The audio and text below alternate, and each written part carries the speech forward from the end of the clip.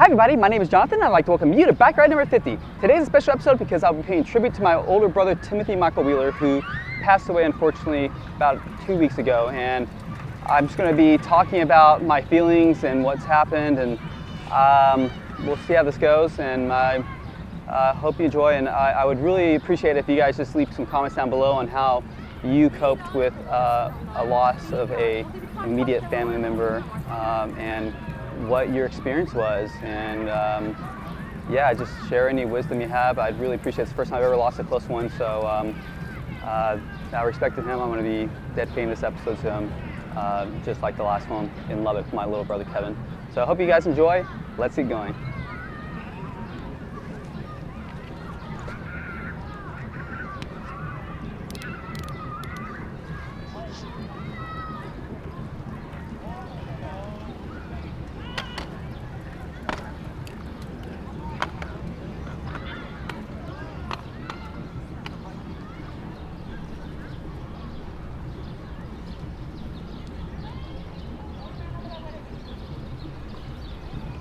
All right, we're off.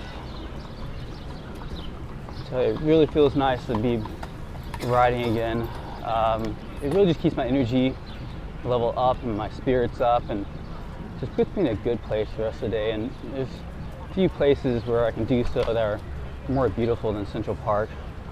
And of course, it's so conveniently located just a couple avenues away from my apartment. So it's been, where do I begin? It's been a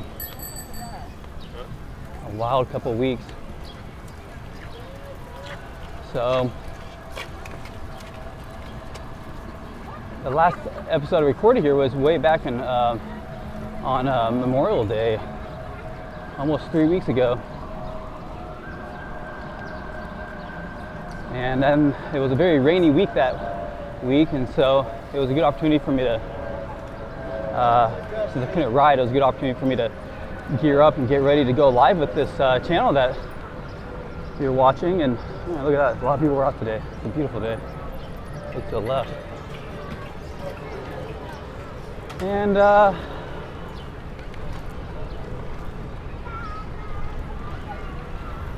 I was doing so with the intention of really just surprising my family. I hadn't even told my older brother Timothy what I was doing,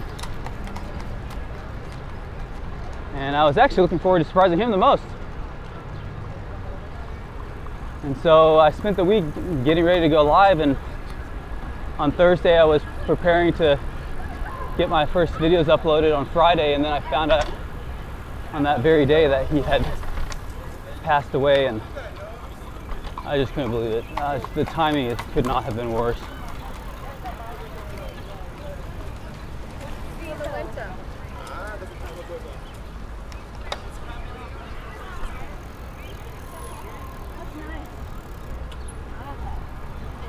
So I dropped everything and I flew home the next day back home to Lubbock, Texas, see my family on Friday, and put this channel on hold. And it's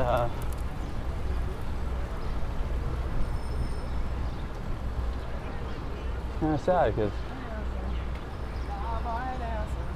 he'll never be able to see it. And I never told him what I was doing, like I said, because I just wanted to surprise him. And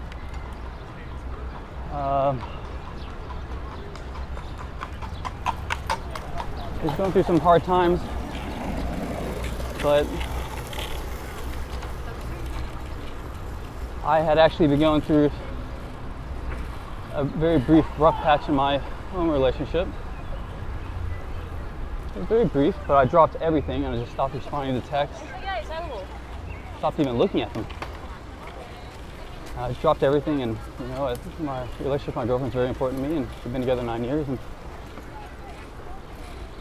and things are good between us now. But you know, I dropped everything, stopped responding, like I said, stopped reading the text and really just kind of, you know, made sure I was focused on my own life for the next few weeks. And it was only after I found out my older brother passed away that I started catching up on all my texts, and I went straight to his, and oh man, it was clear that he was in a state of despair. He was very lonely and just not in a good place. And I feel really bad because I don't blame myself. There's no intention, but I may have inadvertently added to that. He may have thought I didn't care, but it's actually just me just basically going off the grid, tending my own life, and hoping to surprise him with what I was doing. So, you know, sometimes some things go just horribly wrong and irreversibly so. Fortunately, this is one of them. But you know, I'm someone that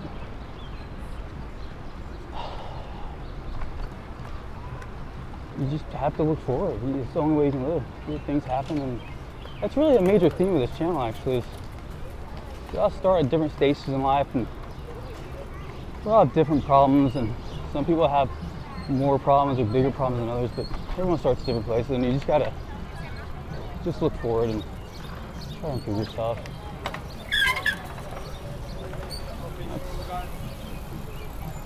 That's what I've been doing here, just losing weight and trying to just better myself day by day. And in that process, you always have setbacks, and some of them awful. But if you don't try, then you'll definitely end up in a bad place. Given enough time. Given time, everything decays.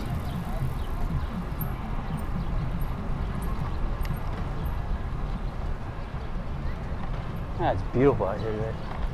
Yeah, this is exactly what I needed. I'm already feeling pretty good.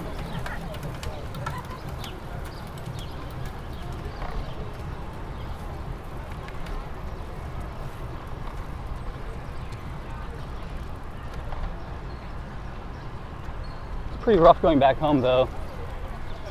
I think, you know, I'm taking it relatively well. Same for my little brother Kevin, who you met in the previous episode.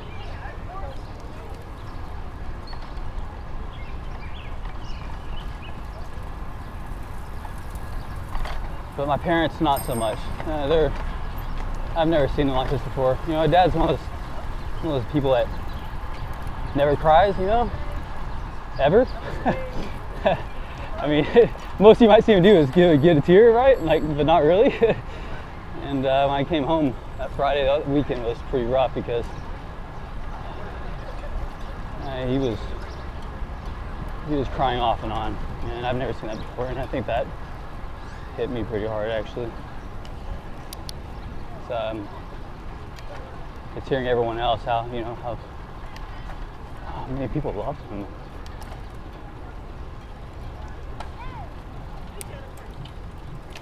Hearing their stories. And that chokes me up too, just thinking about it. And you know, there's a silver lining all of this. It's that, well, we didn't have access to his contacts. And I know of his closest friends. Some of them I've met, some of them I haven't, but I didn't even know some of their last names. So in order to contact them, let them know what happened, and hey, you know it's short notice. That's how funerals go, but we'd love to have you, and it's, you know, going to be in a day or two, depending on when I got in touch with them, or a few days in some cases. And in the process of doing so, you know, they give me just kind of one by one, just asking each person, you know, give me contacts for anyone else that he knew that he was close to. And finally getting my point, that in the process of doing so, I found that I was befriending his friends one by one, and his friends are becoming my friends, and you know, that's really beautiful. I got to hang out with his good friends Keith and Cody, from Lubbock before he went off to college. We were friends with him, and I have memories of them living at home. When I was 10, he was 18, so he was going off to college when I was 10. So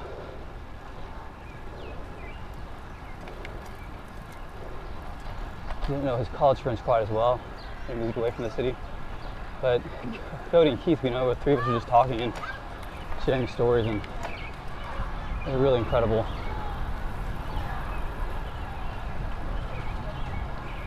And Cody was telling me that he was a third-year engineering student, and he was really struggling with the homework assignment. He couldn't figure it out. And my older brother Tim, who has a wonderful mind, 137 IQ, 140 in some areas. He just looked at the. He told a story at the. Cody told a story at the funeral about Tim looked at the formula, or a formula relating to the assignment. I don't know if it was like the formula or a formula, but he just looked at it for a few seconds. It immediately clicked, and then he proceeded to explain to Cody how how it worked. And Cody just said that he was just speechless. How could someone do this? And that's basically my brother. He was like that. He was a very flawed person. We all are in different ways. But remember the good. And he was really able to assimilate information like no other. The problem is that he would achieve mastery of a certain subject so quickly, and then he would get bored of it basically and be on to the next thing. So just kept on drifting in what his interest or what he was doing. But he'll be missed. His last text message to me ever was, "I love you, Jonathan. I respect you greatly." I will never come again. That's hard.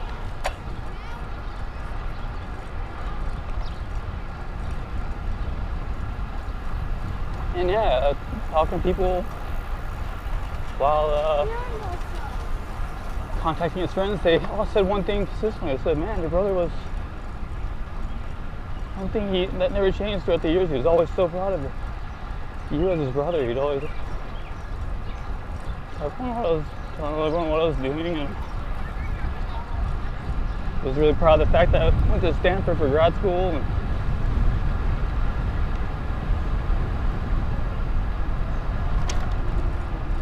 pretty rough. You'll be missed.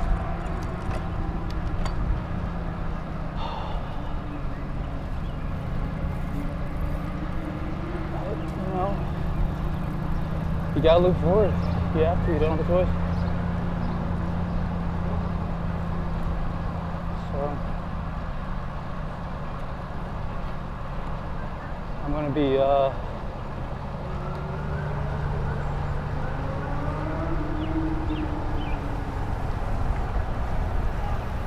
man, I hope it's still recording.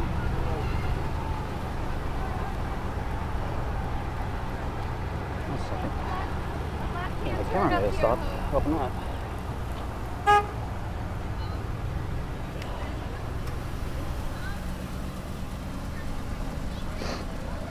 Oh, good. Worried for a second that I'd have to redo that whole thing, and then it wouldn't be sincere. I wouldn't rehearse or practice at all. Exactly what I wanted. All right, good. Yeah, you just gotta look forward.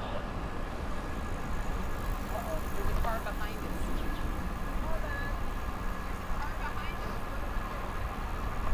You start thinking about the past too much, and you just get stuck in building.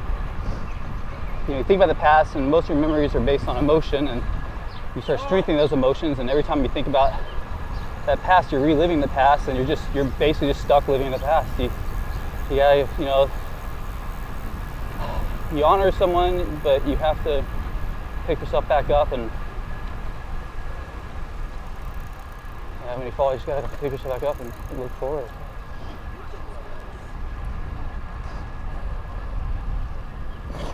So yeah,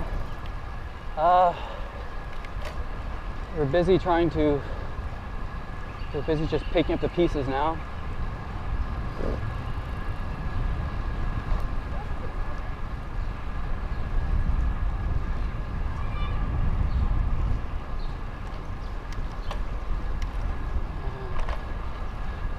And happy to be out here for the first time in almost 2 weeks cycling again. But first week of July I'll be going back to Lubbock, which I only travel to once or twice a year, but you know, this is an extraordinary situation, and just going back to take care of some personal business and help my family with the situation. You know, going through his belongings.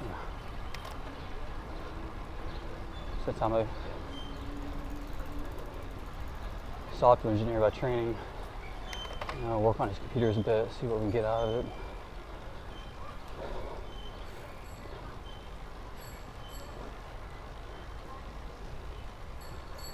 Just take it day by day. Stay up off the seat. Oh, right. Thank you.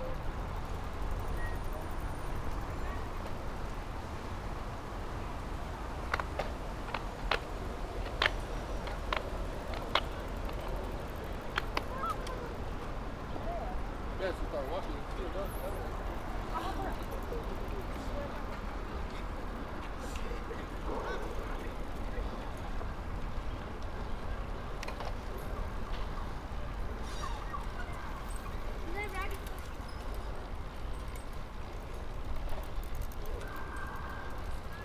I mean, when you're on a flat, you're going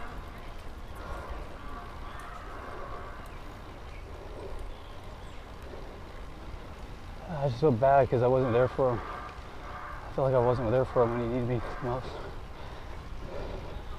He wasn't talking to a lot of people. It's clear from looking at his iPhone.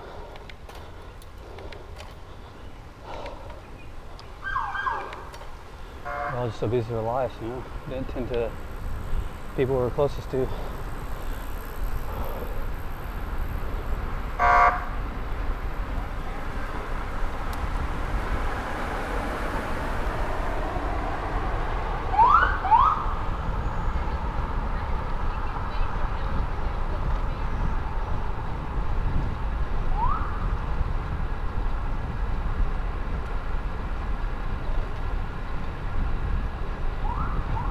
I'll give you an idea of the type of brother he is. Back in high school, I was an international baccalaureate student, which is a very prestigious, internationally recognized diploma. And I remember I was at a tight spot once. I gave the same little story at the funeral, and people kind of chuckled. But I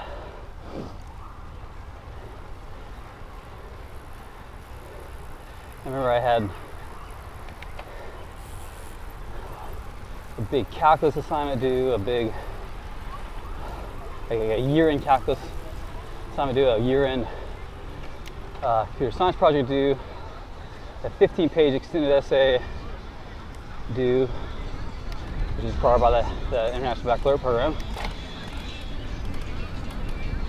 And I also had to do an essay on, it was either the Iliad or the Odyssey, I forget which one, but any of you have, as most of you know, those are humongous books, so I realized I was in a real crunch, and admittedly it was partly my own fault for procrastinating, but you know, I just realized that if I didn't get this done, I was going to be in big trouble.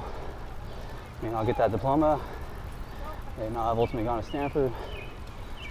So I turned to my brother and asked him for help, and he stayed up 48 hours straight reading, let's call it the Iliad, cover to cover for me. Wrote my essay for me. I turned it in. I got a C. One of the only times I've ever done that in my life. And I've never been so happy to receive a C before. was good enough. That was the type of brother he was. You know, he was always there for you, help you out in crazy ways like that. There's another theme that was very common talking to people that he was friends with was, man, if you were a friend of Tim's, he was very loyal to you. Very loyal to people he loved and he was close to.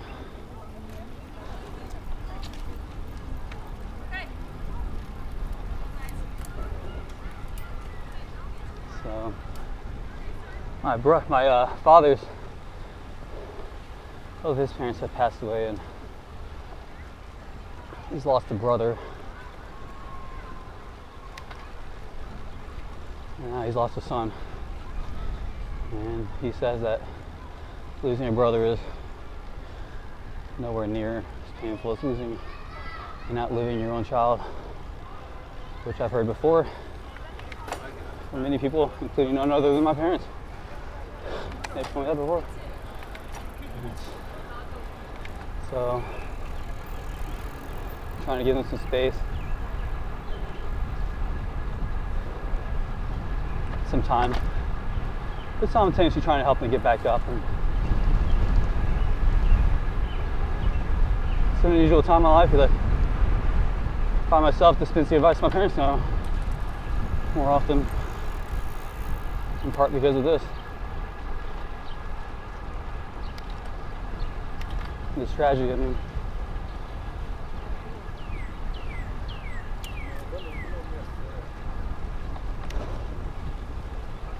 But recognizing that losing a brother is not as painful as losing a child, generally speaking. Although both are awful.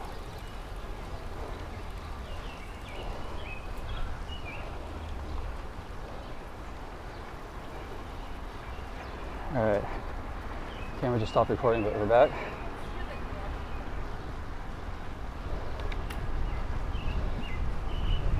Still gotta figure out why it does that.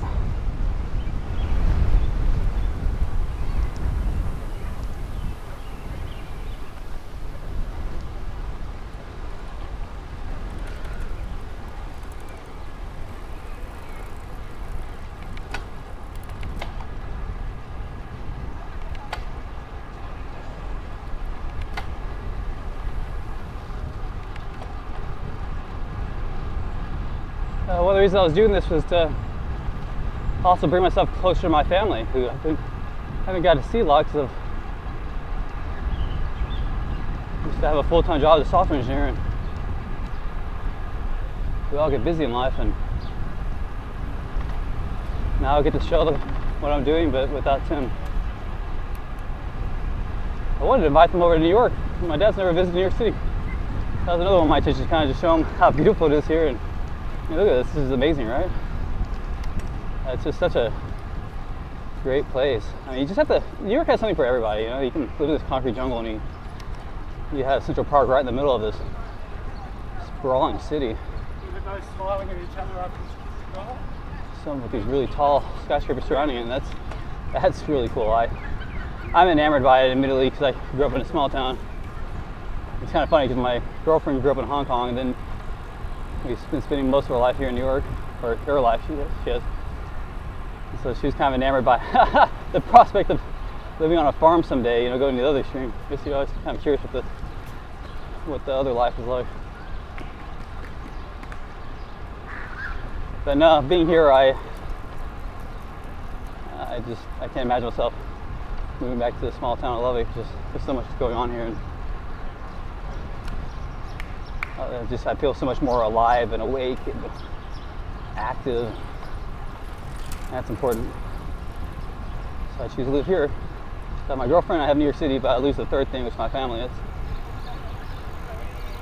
a choice I have to live with.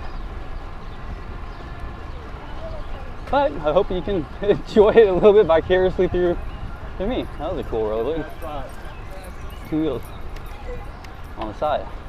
I'm a rollerblader too, by the way, so that piques my interest.